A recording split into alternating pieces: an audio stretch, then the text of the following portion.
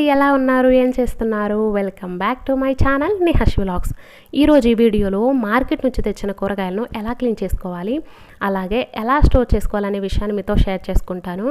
మామూలుగా మేము వారానికి ఒకసారి మాత్రమే మార్కెట్కి వెళ్ళడానికి అయితే కుదురుతుంది. అదే బుధవారం మార్కెట్. ఒక్కరోజు మాత్రమే మాకు కావాల్సిన కూరగాయలన్నీ తెచ్చుకుంటాము.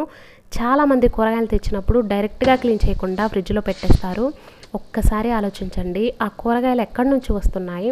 అలాగే మనం మార్కెట్కి వెళ్ళామంటే ఎక్కడ పడితే అక్కడ కుప్పలా పోసి అమ్ముతారు. దాని మీద ఉండే ఎన్నో రకాల జెమ్స్, అలాగే అవి పండడానికి ఎన్నో పెస్టిసైడ్స్ వాడతారు. ఇలా ఎన్నో రకాల క్రిములతో అలాగే పురుగు మందులతో పండిన కూరగాయలను ఎంతో శుభ్రంగా అన్ని రకాల వస్తువులను పెట్టే ఫ్రిడ్జ్లో పెట్టడం అనేది నాకు అస్సలు ఇష్టం ఉండదు.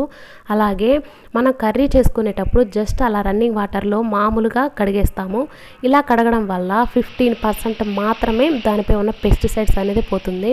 ఇలా కూరగాయలను సరైన పద్ధతిలో క్లీన్ చేయకుండా తినడం వల్ల ఈ మధ్యకాలంలో చాలామందికి పీసీఓఎస్ హార్మోనిక్ ఇంబ్యాలెన్స్ అనేది సహజంగా మారిపోయింది.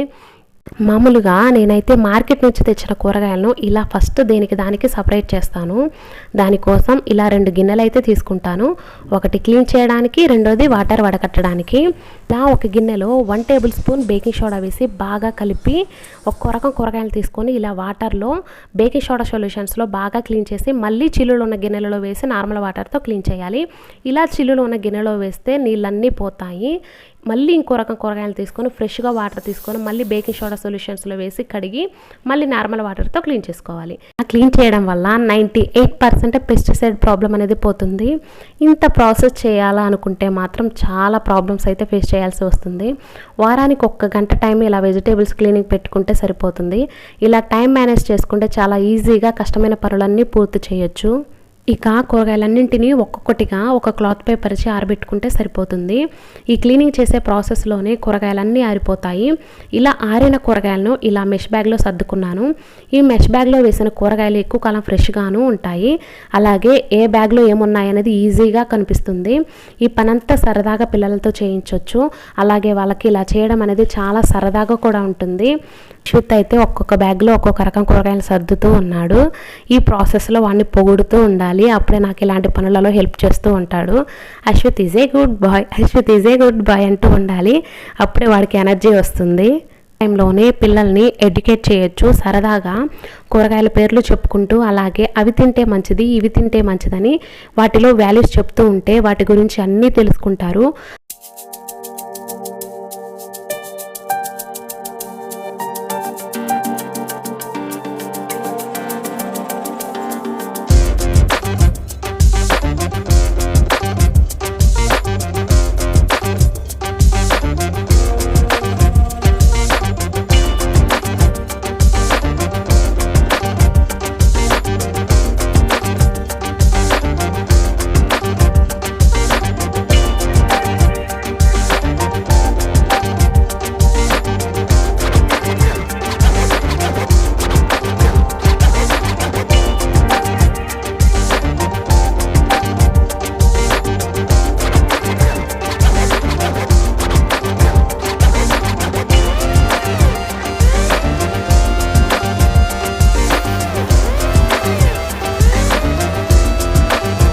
నేనైతే ఆకుకూరలను వాటికి బాక్సులలో టిష్యూ కానీ న్యూస్ పేపర్స్ కానీ వేసి స్టోర్ చేసుకుంటున్నాను. ఇలా స్టోర్ చేసుకుంటే ఎక్కువ కాలం ఫ్రెష్గా ఉంటాయి.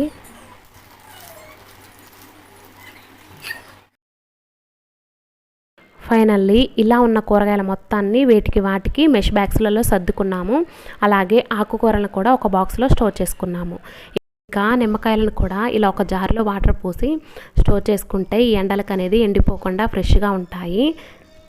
అలాగే పుదీనాని కూడా ఇలా ఒక బాక్స్లో స్టోర్ చేసుకున్నాను. వాటి రూట్స్ని ఒక గ్లాస్లో వాటర్ పోసి పెట్టుకున్నాను. వీటిని కూడా నేను వేస్ట్ చేయకుండా మట్టిలో నాటుకుంటాను.